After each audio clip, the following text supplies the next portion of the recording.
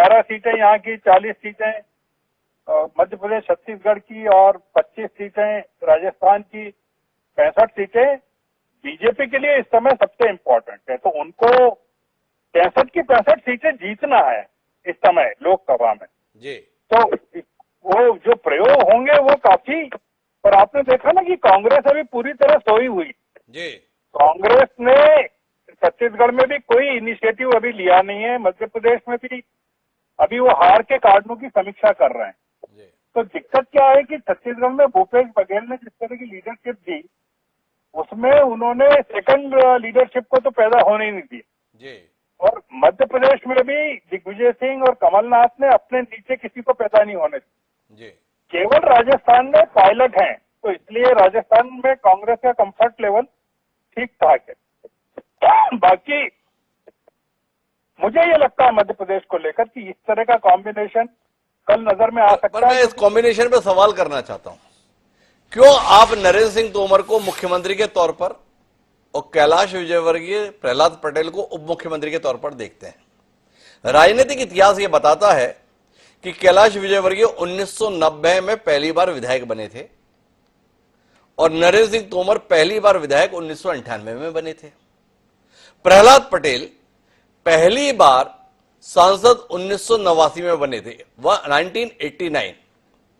केंद्र में मंत्री भी वो बहुत पहले बने थे। तो इनका जो जनप्रतिनिधि के तौर पर वरिष्ठता है वो नरेंद्र सिंह तोमर से ज्यादा है। पर जब आप इनको खाने में फिट कर रहे हैं श्रवण जी, तो मुख्यमंत्री के तौर पर आप नरेंद्र सिंह तोमर को और डिप्टी सीएम के तौर पर इन दोनों को देख रहे हैं।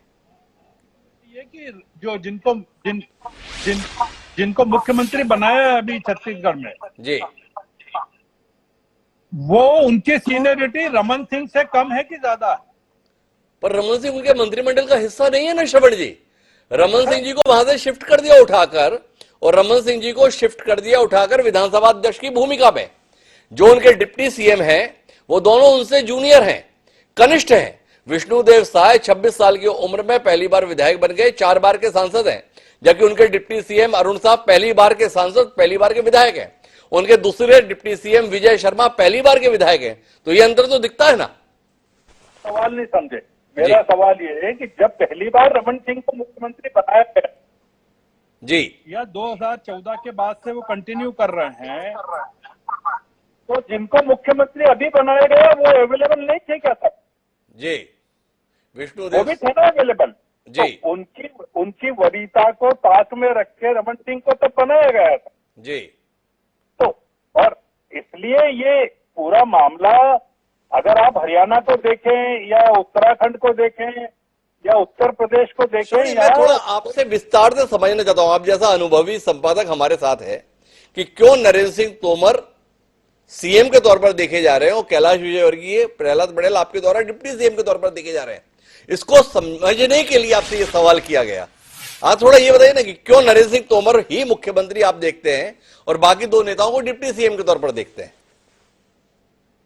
प्रहलाद पटेल पहली बार विधायक बने, एक तो ये समझ लीजिए जी। उन्होंने इसके पहले कभी विधानसभा का चुनाव नहीं लड़ा जी, है ना, वो लोकसभा में रहे। जी। तो एक तो ये है। दूसरा आ जाइए कैलाश विजयवर्गीय को। कैलाश विजयवर्गीय जो है भारतीय जनता पार्टी में सबसे ज्यादा विवादास्पद नेता हैं, मतलब उनकी जो स्वीकार्यता है वो इन तीनों में सबसे कम है जी। पर उनका जो प्रभाव है या उनका जो काम करने का तरीका है वो सबसे ज्यादा कह सकते हैं कि प्रभावशाली है जी। तो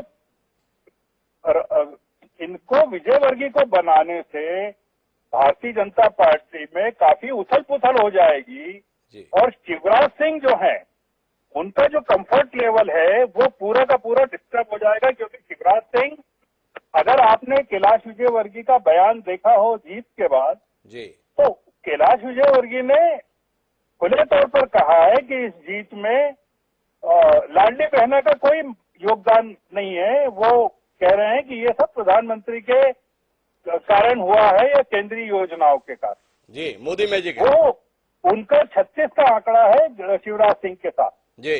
तो इस समय शिवराज सिंह को नाराज करके मतलब शिवराज सिंह को किनारे पर किया जा सकता है, पर शिवराज सिंह को नाराज करने की जो स्थिति है वो अभी लोकसभा चुनाव तक भारतीय जनता पार्टी में नहीं। अच्छा, एक और बताइए श्रवण जी, आपने सीएम के तौर पर नरेंद्र सिंह तोमर को देखा, डिप्टी सीएम के तौर पर कैलाश विजयवर्गीय और प्रहलाद पटेल को देखा। इसमें दो उलझनें मुझे दिखाई देती हैं। एक उलझन तो ये जानना है कि जो छत्तीसगढ़ में स्वरूप दिया गया उसमें आदिवासी मुख्यमंत्री, पिछड़ा उप मुख्यमंत्री, सामान्य वर्ग का उप मुख्यमंत्री, आप जो फ्रेम कर रहे हैं उसमें सामान्य वर्ग का मुख्यमंत्री, सामान्य वर्ग का उप मुख्यमंत्री और पिछड़े वर्ग का उप मुख्यमंत्री, आदिवासी दिखाई नहीं दे रहा। क्या आप संशोधन करना चाहेंगे इसके अंदर? मैं बिल्कुल करना चाहूंगा। अगर मुझे कोई चेहरा इस तरह का आदिवासी नजर आए, जो कि अभी नजर नहीं आ रहा है मेरे को, तो विजय शाह से आप इतने क्यों नाराज है भाई? इतनी बार के विधायक हैं, विजय शाह भी है, श्रवण जी क्यों नाराज है? विजय शाह तो साहब अब मैं कुछ बोलना नहीं चाहता हूँ, क्योंकि काफी वो विवादों में रहे हैं और उनको कोई आदिवासी विधायक मानता भी नहीं है। वो मतलब जहाँ के विधायक हैं, खंडवा, हरदा, वो हरसूद, वो इलाका इस तरह का नहीं है कि वो मतलब जात से आदिवासी होना और वहाँ एक इलाके में आदिवासी होना, जो आपके यहाँ जो हमने देखा कि जिस तरह से मुख्यमंत्री बनाया है इन्होंने जी, वो दोनों चीजें बहुत अलग है। और विजय शाह काफी कंट्रोवर्शियल रहे हैं। मतलब अगर ये रहे हैं विजयवर्गीय तो विजय शाह भी रहे हैं, इसलिए कोई उसका लॉजिक तो बनता नहीं है कि उनको बनाए। मैं इसमें जो देख रहा हूँ वो ये देख रहा हूँ कि लोकसभा की जो सीटें हैं वो कैसे ये लोग जितवा सकते हैं। 29 की 29 सीटें जी। तो उस लिहाज से मुझे जो प्रोमिनेंट एरियाज लगते हैं, महाकौशल का, ग्वालियर चंबल का और मालवा निमाड़ का, वो मैंने देखकर ये लॉजिक मुझे लगता है। पर मैं इसमें एक कैविएट रखना चाहता हूँ कि हो सकता है कि कैलाश विजयवर्गीय की जगह किसी आदिवासी को उप मुख्यमंत्री बना दें जी। वो नाम मेरे पास अभी है नहीं। तो नाम नहीं है, पर वर्ग के संदर्भ में गुंजाइश श्रवण जी ने कैविएट लगा दी है भाई, ऐसा भी हो सकता है।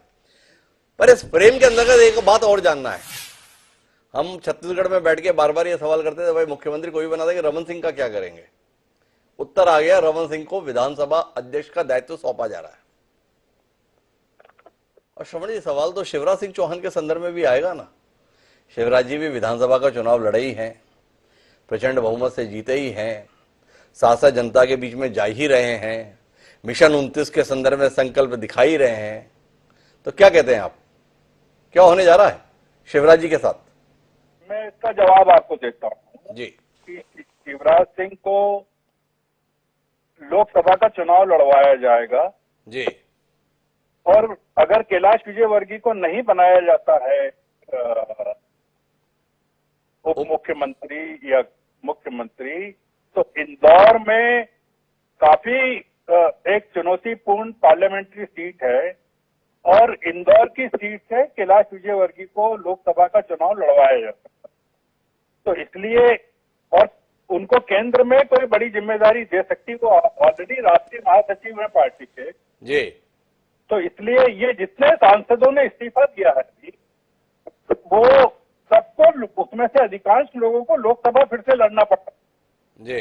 जिन लोगों को मुख्यमंत्री उप मुख्यमंत्री बनाएंगे उनके अलावा जितने लोग बचेंगे उनको सबको पार्लियामेंट फिर से लड़ना पड़ता है, ये मेरा मानना है जी। तो कुल मिलाकर श्रवण जी मध्य प्रदेश में कल के संदर्भ में एक इबारत अपनी तरफ से दिखाने की कोशिश कर रहे हैं हमारे सवालों के उत्तर में। वो इबारत ये बताती है कि मुख्यमंत्री के पद पे बदलाव तय है। उस बदलाव में सबसे बड़ा संभावित चेहरा नरेंद्र सिंह तोमर के तौर पर है। उनके साथ में प्रमुख सहयोगी के तौर पर प्रहलाद पटेल और कैलाश विजयवर्गीय जी को देखते हैं। पर आदिवासी समीकरण के तहत कैलाश विजयवर्गीय का नाम रिप्लेस हो सकता है। विधानसभा अध्यक्ष के संदर्भ में कुर्सी खाली है, कौन को बिठाया जाएगा इस पर स्पष्टता नहीं है। शिवराज सिंह चौहान की भूमिका मध्य प्रदेश में समाप्ति की ओर है और राष्ट्रीय राजनीति में बड़ी भूमिका निभाएंगे, ऐसी संभावना श्रवण गर्ग जी के द्वारा देखी जा रही है। रही बात कैलाश विजयवर्गीय की, प्रदेश में भूमिका न मिल पाई तो उन्हें इंदौर से सांसदी मिलकर देश के स्तर पर फिर भूमिका निभाने के लिए बुलाया जा सकता है। इन सारे अनुमानों के साथ में श्रवण जी हमारे साथ जुड़ने के लिए आपका बहुत बहुत धन्यवाद। आज की इस चुनावी चर्चा में इतना ही। मुझे दीजिए याद, कल फिर मिलेंगे नए विषय के साथ। तब तक के लिए सादा प्रणाम।